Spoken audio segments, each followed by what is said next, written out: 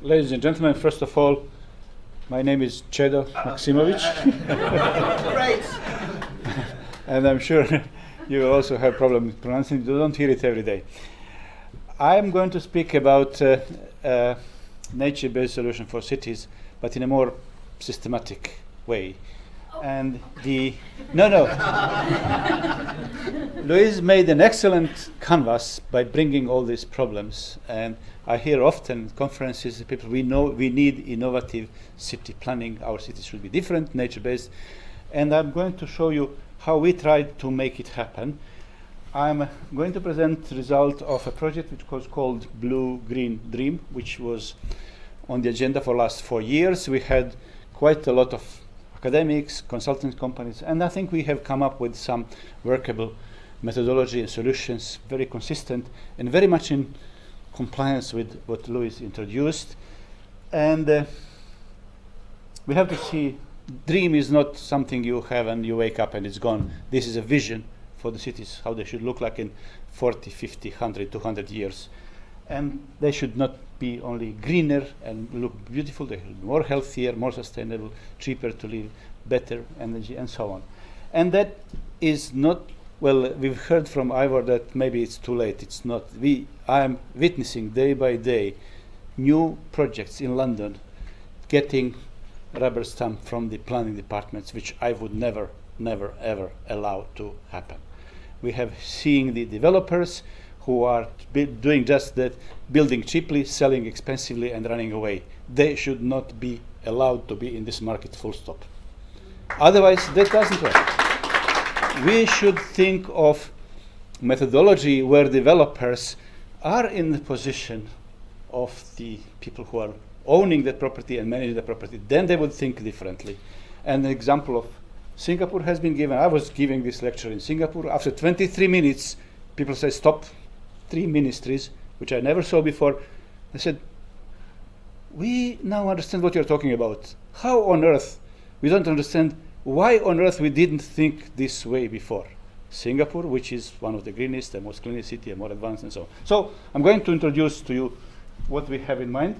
For this, what we developed, we got last year Business Green Technology Awards in London. Bit of self-advertising. So we're going to talk about the innovative blue-green solutions for city planning, and I'm going to tell you a bit more details how it is being done, and we need all of you to think similar way. You don't have to be architect, city planner, everybody here, even retired officer, retired policeman, retired housewife can make a significant contribution to that. So, this is our city. And our mission is to introduce this innovative method of the interactions between the components of urban life, between the green spaces, between the vegetation and urban infrastructure, be it gray, be it concrete, has to be, we facts are there, we have to find method of bringing them together and create innovative solutions, and then they enable the design team to optimize complete project. We are not just proposing green roof. To me, green roof is again out of date. It has to be multifunctional roof garden, which is green roof, just small element, but you have also bring the elderly people to enjoy life. You can bring the children to have a creative life, and so on. So everything is multifunctionality and multidisciplinarity. And then with that, without impact on cost. Actually, it has to, everything what we do must be cheaper. It's a myth that you bring some sustainable solution, but developers shy away because it's more expensive. These developers should be thrown to the history, and new ones, the solutions have and can be cheaper, and we'll demonstrate it, document, model, and so we are talking about a range of different problems. We are talking about flooding, we are talking heat island, we are talking about the biodiversity, we are talking about the noise, air pollution, all these nasty things which we created. We created to nature. And now we are talking, let's save the nature. We cannot save, we've done it so much. Let's bring the nature to save us, and then we will protect the nature much better than we do it by putting little money in nature, and that people think they create 3 billion profit from fracking, and they give 1,000 to the local villagers, and they're happy because they can do with this 1,000 little something. Okay, so this blue-green solutions introduce the engineering design to this mentality, changing mentality, not only designers, people and buyers and developers and politicians and ministers, and so that have to be the analysis, integration, and this results in this. Starting from the early phase, before the architect starts drawing the buildings, in that case we have to bring these people together. Common people, they can be very much against something, but if you bring them in the right moment, and they develop sense of ownership, they're very creative. We can give you examples. These days we are working with cities. They are very creative. They design, even they are not professionals, but they design with professionals, and they then work together, and then it works. Okay, traditionally, standard master planning. People do not have this sense of discipline. You have architects, you have my colleagues. I'm a water engineer. I've been working 40 years as water engineer. Never spoken to architects, never to landscape architects, never to energy people. Then everybody thinks that they are the most clever society in the world, and they do something, they solve one problem, they screw up something else, and that's it. So at the moment, we are thinking this is standard way of master planning, where the design mentality is not designed to work as a team. There's a lack of systematic integration of design. There's the lack of forward planning. There's the lack of forward thinking. And the result is we have master plan solutions approved. I'm seeing them day by day. Just a few days we saw one in, I wouldn't say, but not far away from Canary Wharf or somewhere else. I would never have given that green stamp, the rubber stamp. And it's happening. They say we are working with compliance. Yes, they all comply with the regulations, but you should go beyond compliance. You should go something which is much better than complying with a minimum standards and not producing the nature-based and sustainable solution. So that's the lower environmental quality, it's the no sustainable enough, and then that's it. So this is state of the art, not only in the UK, all over the world, China, Japan, America. There are isolated patches where things are starting to change, and we have to make sure that it not becomes exception, but it becomes a rule. And that is how we do it. I work at the Imperial College, leading UK technical university. We were flooded a few years back. Hydraulic laboratory was flooded. Few million damage.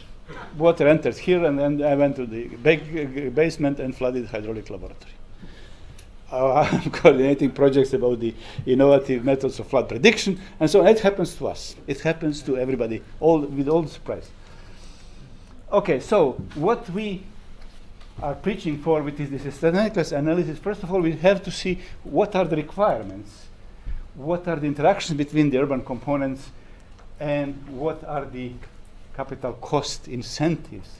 We have to make these cities resilient. So when we combine these, first of all, before we start planning, what the city of Cardiff, what the city of Ottawa, what is their vision, what are their goals, and then you convert these goals into sub-goals, and then you go into methodology, and in the end, you come up with the very logical, simple solutions. Nothing new on the earth if you look part by part.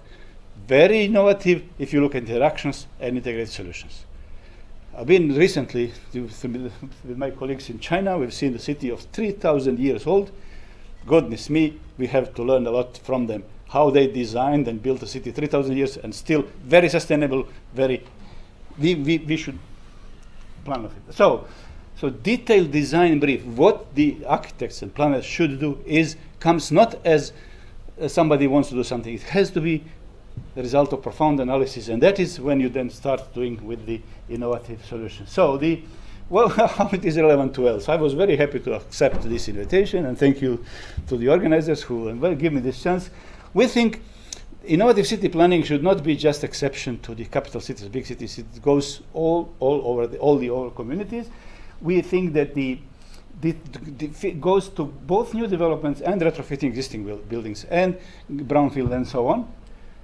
Big beneficiary could be social housing. We can build social housing where people who cannot afford buying a normal house will be in position buying a house which will be better than normal, cheaper, much more environmentally friendly, and much lower bill. And we are working these days as we speak We are looking for sites in Wales where we can demonstrate it works and it is possible.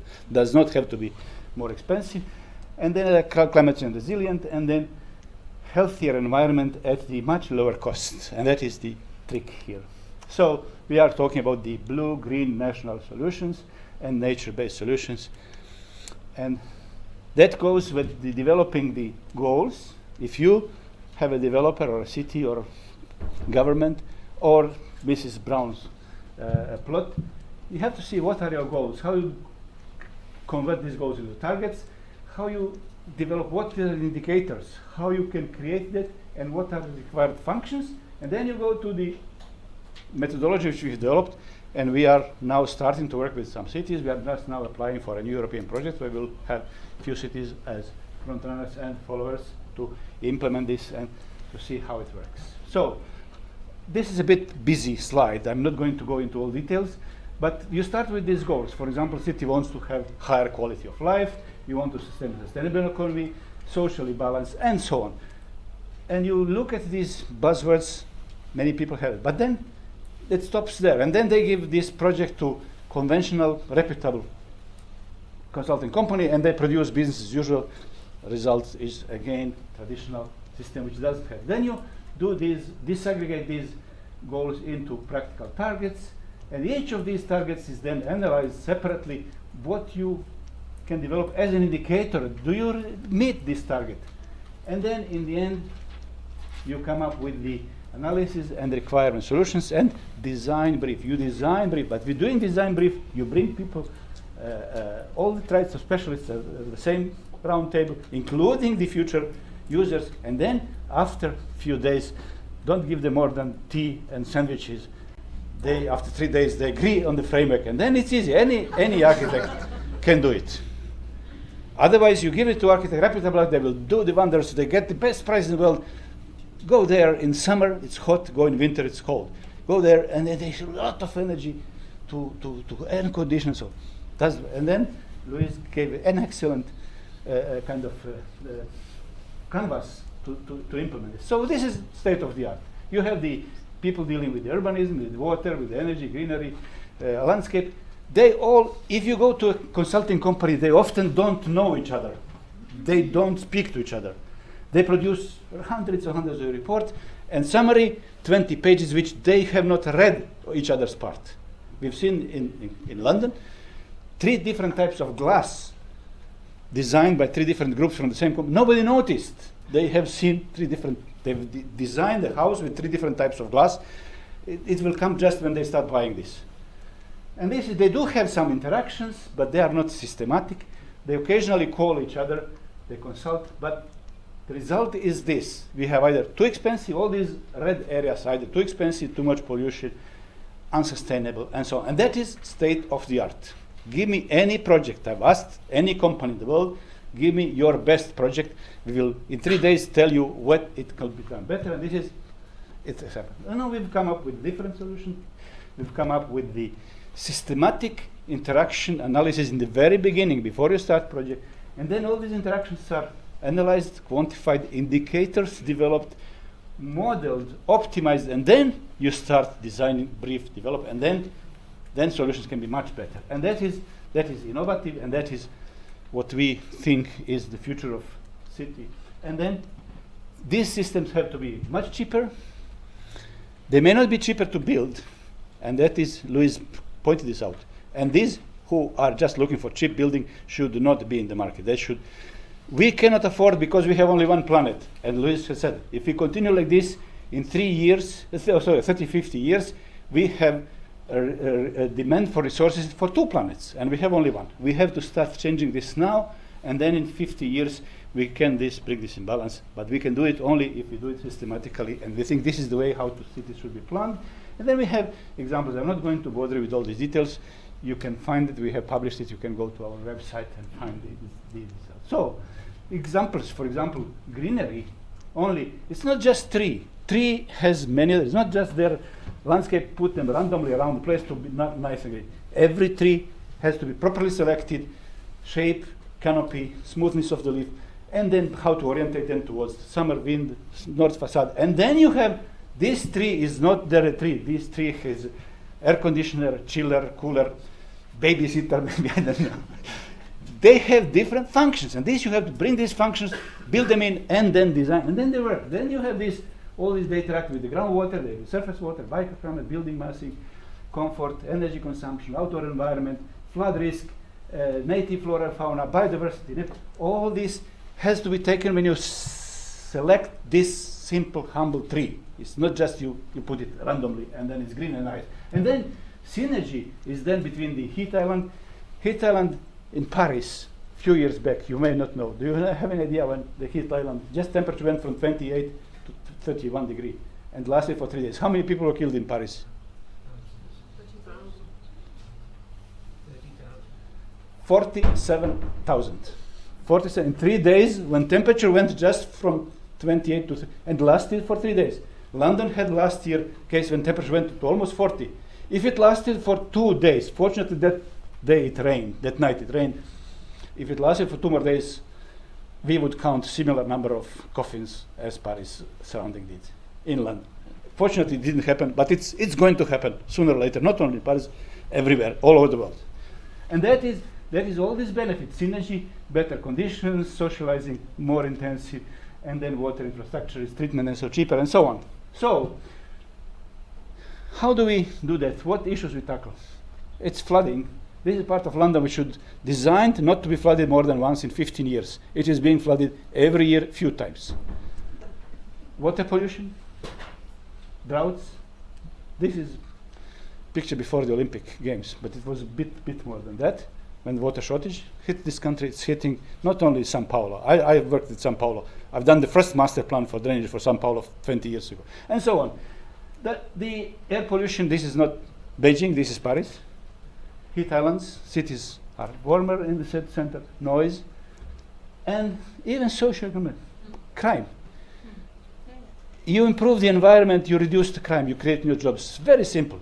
Philadelphia has done 23,000 jobs by solving surface drainage problem. People, and then food production. We have to produce more food in our backyard. And then energy efficiency is not just insulating your lofts and so on. It is trees can be energy efficient. And then Luis just mentioned how much you can produce locally. And the best production of local energy is not wasting energy which you don't need. Biggest local energy production is reducing energy waste, and that is how we do it. And these guys here, trees, shrubs, green roofs, green facades, but this role has to be documented and built in the project. And then we have healthy cities, and these cities are then climate resilient, meet all these criteria which Luis nicely introduced. An example, this is a university campus, former military barracks in a country X in Europe, from the area where I come from. The names are difficult to pronounce. This is Croatia, Zagreb. They are a new member country, and they are now eligible to apply for European structural funds. They hope to get 1 billion funds to build a new university campus. Our team was working with a smaller architecture company, and we came up with a solution.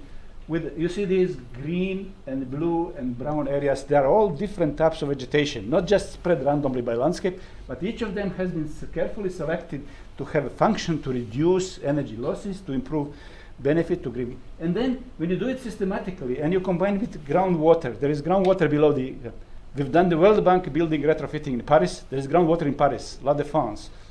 And we just changed it, and then the World Bank building in Paris now saving over 50% of energy year by year with simple solutions. Groundwater, humble groundwater for heating and cooling.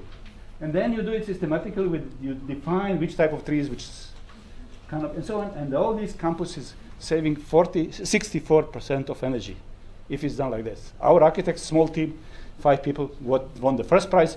The big companies which competed lost, and the architect, American, who was president of the jury, said, I have never seen such a nice architectural solution. It's not architectural solution, it's the sustainability behind. We didn't even show up. Our architects presented it as their solution, and that is how it should be done in the future.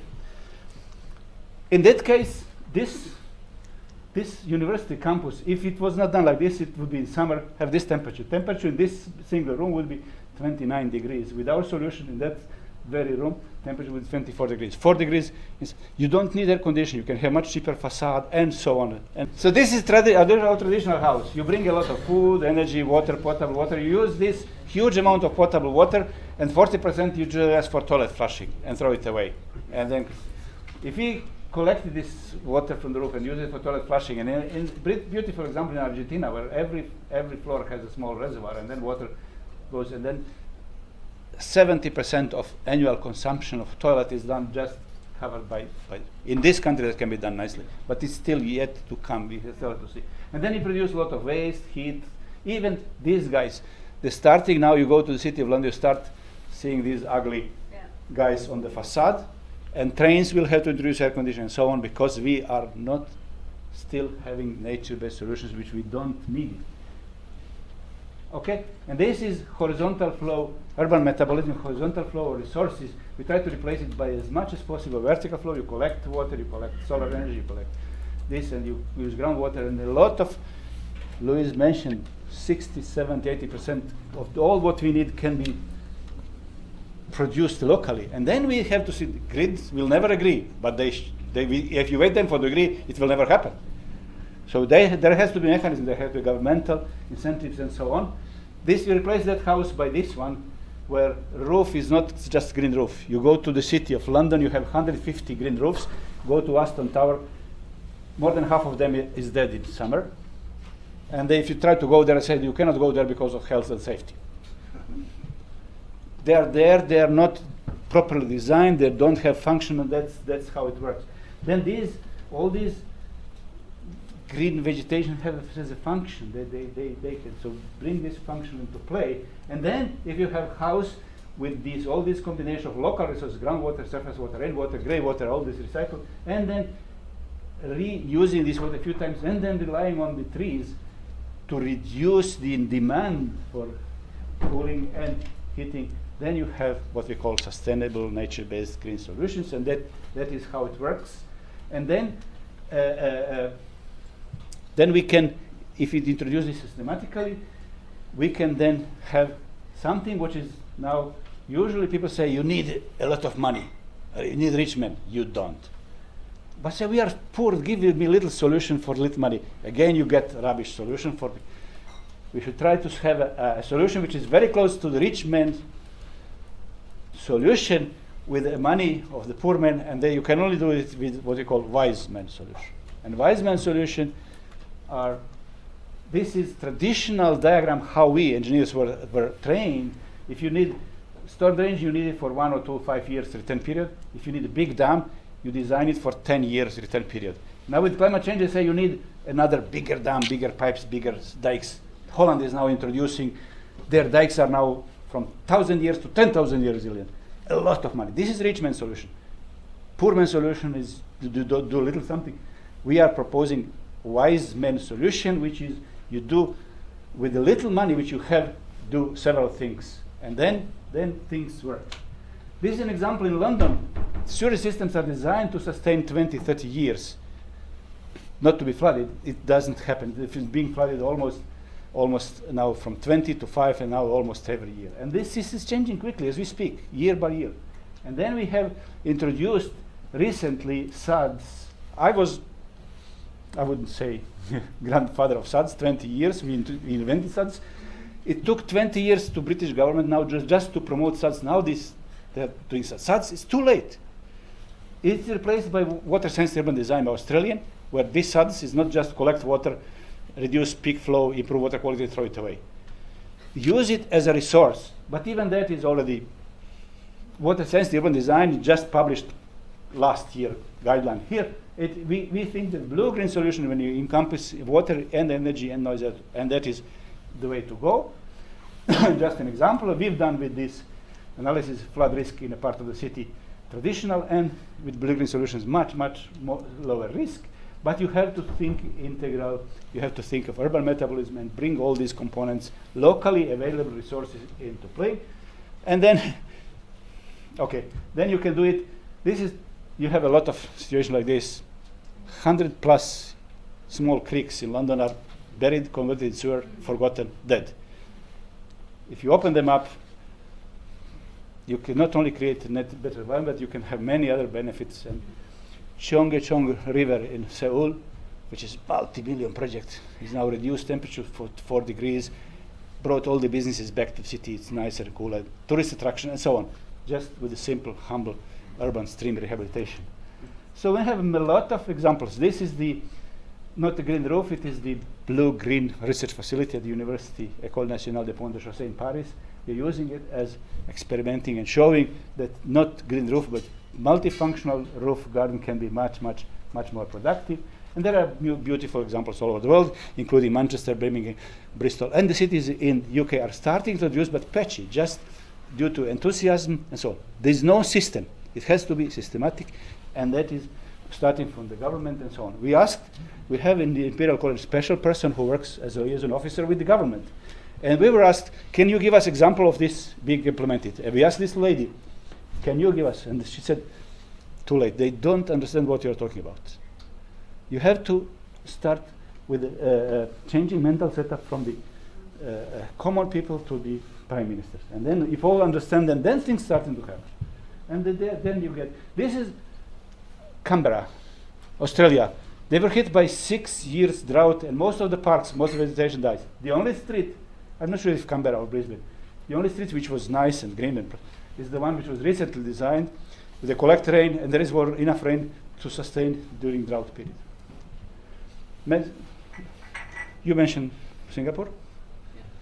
This is the first blue-green city in Singapore. Our team was small part of the design team, and that was designed. There's no single drop of rain from this area leaves the area. It's collected, stored here for children to play. We need it for turf flushing if needed, if not roof, and then all together. This is just a start. It's not a complete solution, but it is starting to happen. This is World Bank building. Our team redesigned it because they were going to redesign heating and cooling. We reduced the energy demand, and this building is now having over 50% of energy saving. It's the retrofitting. And there is this is Marlow Road in London. We did 2 days just changing position of trees. You significantly reduce the solar radiation and so on. But you have to combine the nature-based solutions with all this. But still you will have a residual risk of flooding. Then you can introduce innovative flood prediction, and we've done it. Flood prediction, Met Office, British Met Office, and French Meteo France Scope now building this into. Okay? So you have to follow this strategy, systematic interactions, solutions, and then come up with the blue-green nature solutions. And we have demonstrated how it can be done systematically, professionally, but working with all the other people, biologists, biodiversity people. And finally, how we think it could be done. We have our blue-green kind of small business, but we would like to motivate all the other people who are traditional industrial and commercial partners to work with us and create some incentive, innovative entities where this technology can be seen. Planners, manufacturers. Siemens factory in Germany, we went to see it, 80% of energy is wasted. You can't believe. We couldn't believe. And so that is how we see it could happen, and we would like to see blue-green Wales. It is being cooked, and we would like to see this happen all over the world. These are my contact details, and thank you very much for your attention.